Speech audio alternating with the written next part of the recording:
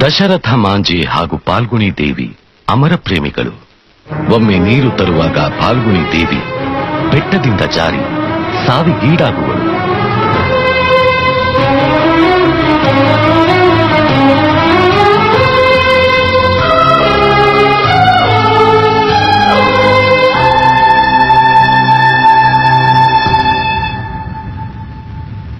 ಕಾಯವಾಚ ಮನಸ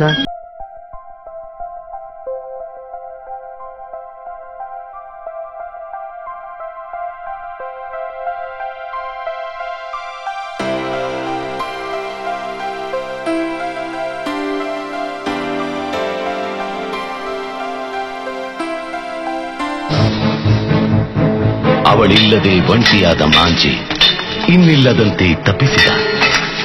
ತನ್ನ ಪ್ರೇಯಸಿಯನ್ನು ಕೊಂದ ಬೆಟ್ಟ ಇನ್ನಾರನ್ನೂ ಬಲಿ ತೆಗೆದುಕೊಳ್ಳಬಾರದೆಂಬ ಆವೇಶದಲ್ಲಿ ಬೆಟ್ಟವನ್ನು ಒಡೆಯಲು ಆರಂಭಿಸಿದ.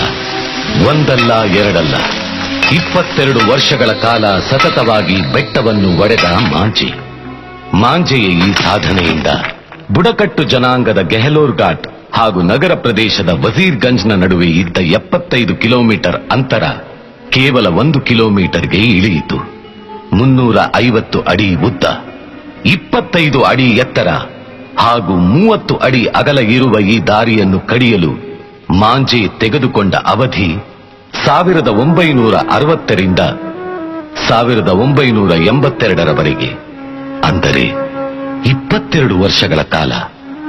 ತಾಜ್ ಮಹಲ್ನಂತೆ ಇದು ಕೂಡ ಬಿಹಾರ್ ರಾಜ್ಯದಲ್ಲಿ ಈಗಲೂ ಒಂದು ಅಮರ ಪ್ರೇಮದ ಸಂಕೇತವಾಗಿ ಉಳಿದಿದೆ.